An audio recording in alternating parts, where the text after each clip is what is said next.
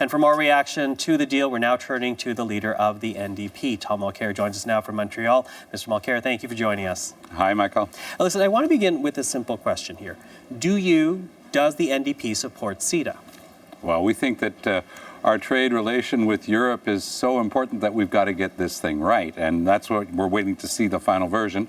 4.5 years ago, we penned a dissenting report when it came through Parliament in its first iteration because we were very worried about what's often called the ISDS, the Investor State Dispute Settlement Mechanism. We're worried that multinational corporations can sue governments. That's happened a lot under the NAFTA, and we want to make sure that governments remain the final deciders when it comes to public health or the environment.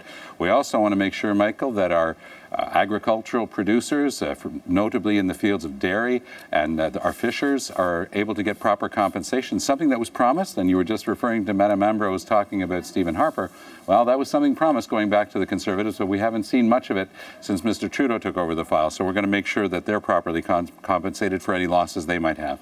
Well, certainly there were also concerns, as everyone knows, that Wallonia, the regional parliament in Belgium, had about the deal over similar issues. It is interesting to note, though, that the Prime Minister did say there are mechanisms in place that it seems to address some of the ISDS issues that you're raising. Let's hear what Prime Minister Trudeau had to say about it earlier today.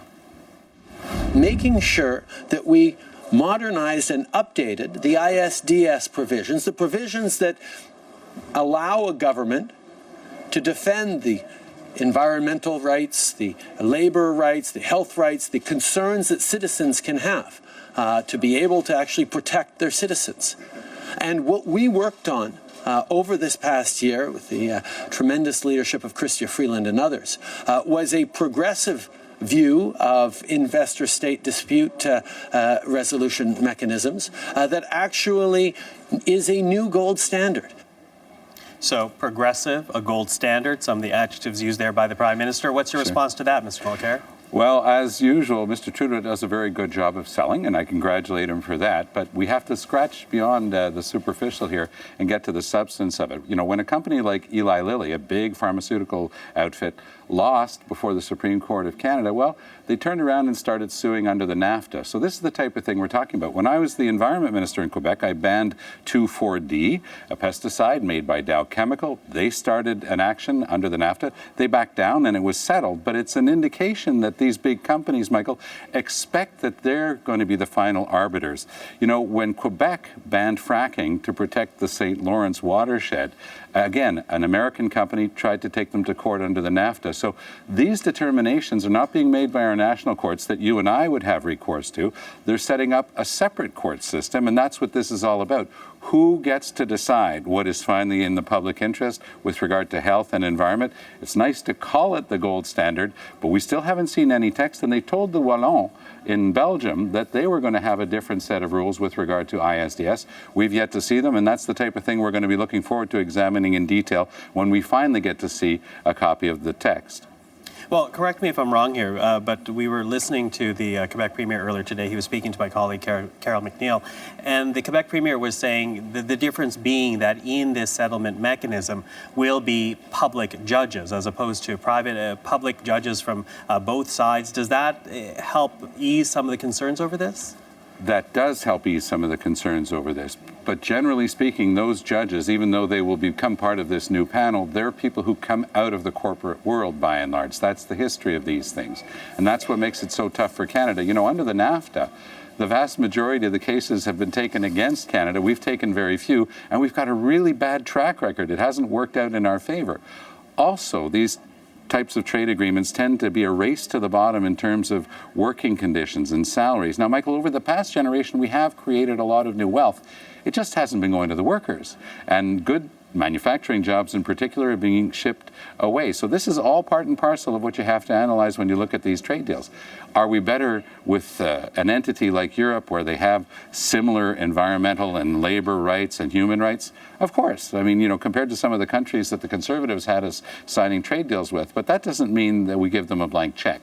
This is too important to get wrong. We want to make sure that we see the details, and that's exactly the type of rendering of accounts that we're going to be expecting from the government beyond the talking points and the selling points that I was just describing, as they say, it's the gold standard and the best thing we've ever had in terms of progressive trade agreements. We're going to be looking at the details, Michael.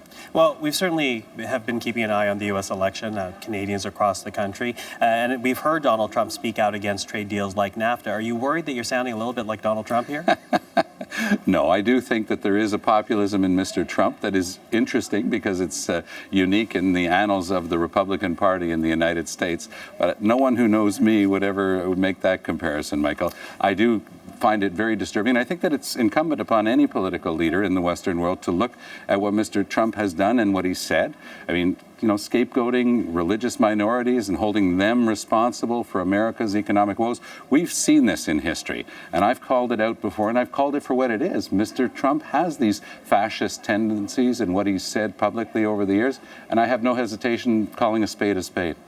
But what would make CETA acceptable for you? You raise the fact that you have concerns over it. How would you amend it to make it acceptable for Canadians? Well, there are things that have been said that we're going to find out whether or not they're really there.